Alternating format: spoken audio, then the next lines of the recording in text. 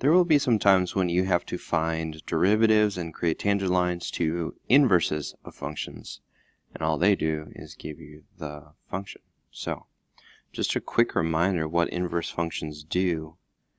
Well, if you have f right here, and let's say this is your function, inverses are when you swap your x and your y. And in pre-calc, you might have heard that it's when you take a function and you flip it over the y equals x line. So these 2 points are on the line, they would stay there, and your function would look something like this.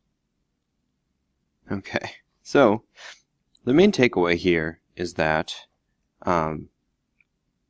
with derivatives, the derivative for f prime will be dy dx, and you find it the normal way. But the inverse derivative is going to be the reciprocal of your dy dx, or you could write it as dx dy. So for example, if you got a slope of -1/3, when you flip your x and your y, your derivative of the inverse function is going to be -3/1, which is just -3. So let's look at an example here quick. Let's say that we have a function f of x equals x squared plus 2. The directions might say something like, find a tangent to f inverse when x equals 11 for the inverse. Okay, so first let's figure out as much as we can from the original function, and then we'll flip over to the inverse of the function. So, well, first of all, if x equals 11 for the inverse, then we are actually going backwards, and we're saying when is f of x equaling 11 for the original? So that's probably the most confusing part, is that when they give you x equals 11 for the inverse, you have to go backwards because this is actually the y value of our original f function. Now in the f inverse world, our point will be 11 comma something. But again, because our x and y's are flipped, the y value and the x will switch. So right here I'm setting this equal to 11, and I'm figuring out what the x for the original function is. This would be x squared equals 9. So actually there are 2 different answers. X could be positive or -3. But let's just stick with the positive 3 here. And let's assume that we just want to find one of them. Okay. The point is that in most of these cases for these problems, you won't have to find both. It would just be one. Alright, so that means the point here in the original function is 3, 11. The point over here is 11, 3. Now the second thing we need to do is find the derivative. So the derivative of f of x is 2x. And if we evaluate this when x equals 3, that's going to be 6. So we could very easily find the tangent line for the original function, but we want to find the tangent for the inverse.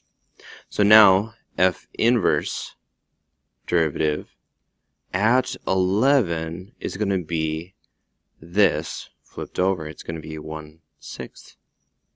So a couple things here. Because it's the derivative of the inverse, we're thinking of it at x equals 11.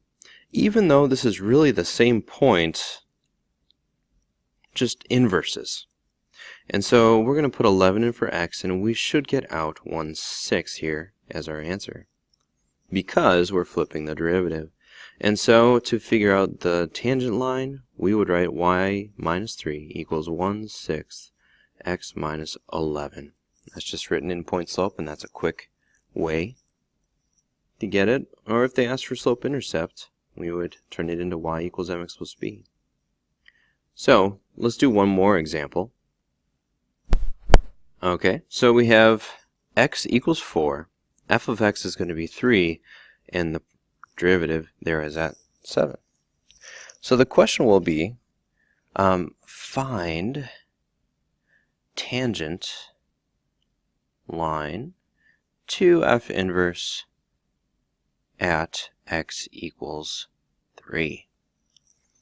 So again, in our normal function world, the point is 4, 3, and dy dx, the derivative, is 7 at that spot. But in our inverse world, the new point is 3, 4. And that is why x is 3 for our inverse. Now dy dx for our inverse is going to be the reciprocal, 1/7. So again, if we're finding the tangent line, we could do y minus 4, 1/7, and x minus 3.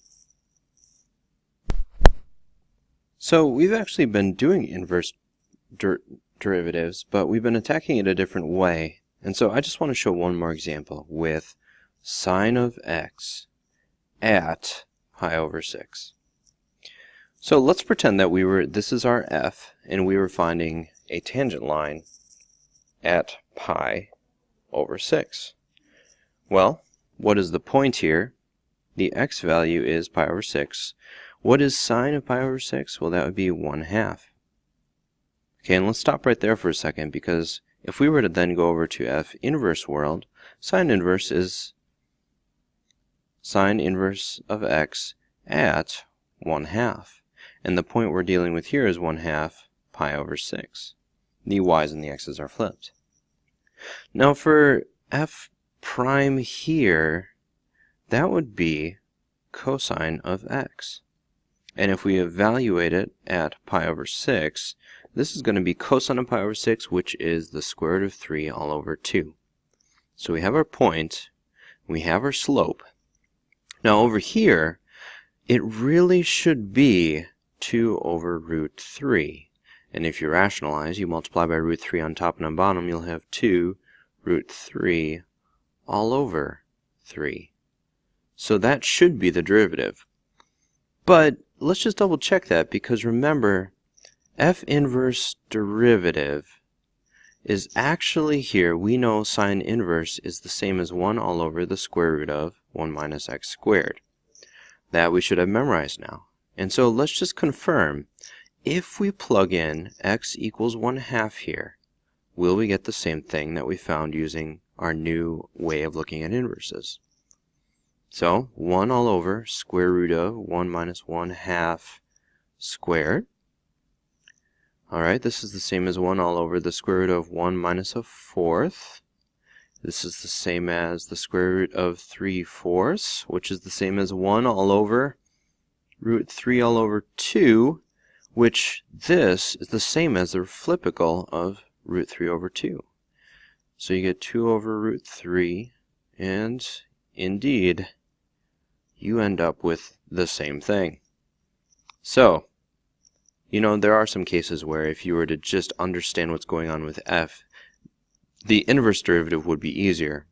But there are some cases where if you just use the derivative that you memorize for the inverse, it will actually be a little easier. But just understand, this inverse stuff is not something new. We've been doing this for a little bit. It's just now you have to do it with any kind of function, not just inverse of trig functions.